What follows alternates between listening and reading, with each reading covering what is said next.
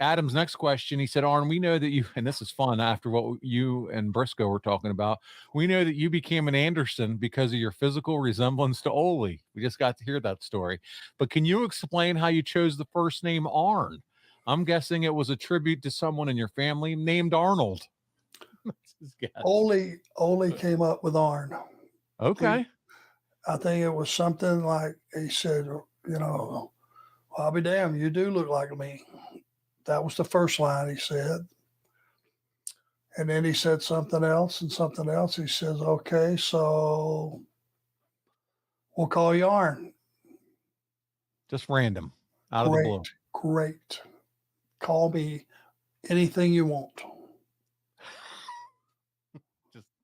As long as they got to tack on Anderson at the end. Arn Anderson. Yeah. I mean, I couldn't believe it. There's Ole Anderson sitting there, a guy that I'd grown up, watching.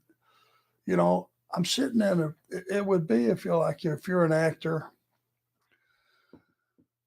and you're trying to break in that business and, you haven't done hardly anything. You walk in a room and you sit down at a table and there's Robert De Niro and Al Pacino and Clint Eastwood and Jack Nicholson, the whole gang. Yeah. Yes. I mean, Gene Hackman, the whole crew, they're all sitting at a table and you come in and they're just getting up and going, making a plate and they're acting like life is just normal. This is just normal stuff. And you're sitting there with your jaw on the ground.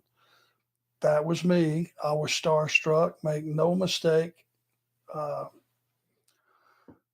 It's just, what's the proper word? I revered everyone that was in the business. I hope that's the right term. I was just, I looked at them. You had a reverence for it. Yeah, it's a great one. Yeah, and it's unbelievable, And once I actually got to having matches, for I guess it would be you'd have to say it started when Bob and Brad that match, and then I went down to Pensacola, and now I go out and there's a house show, and I'm standing in the middle of the ring, and I made it. I'm here. I wanted to ask this while Jerry was still with us, but then he started to transition into the Hall of Fame.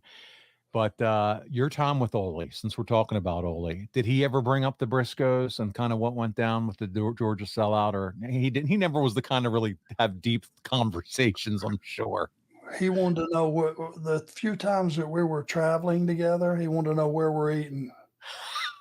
That was how deep it got.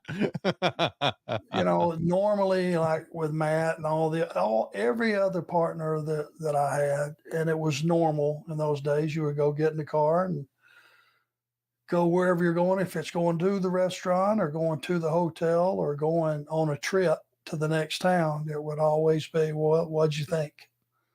And you compare notes, and that's how you learned. You critiqued each other. Ole was sit down. All right, where are we eating? That was it. That's it.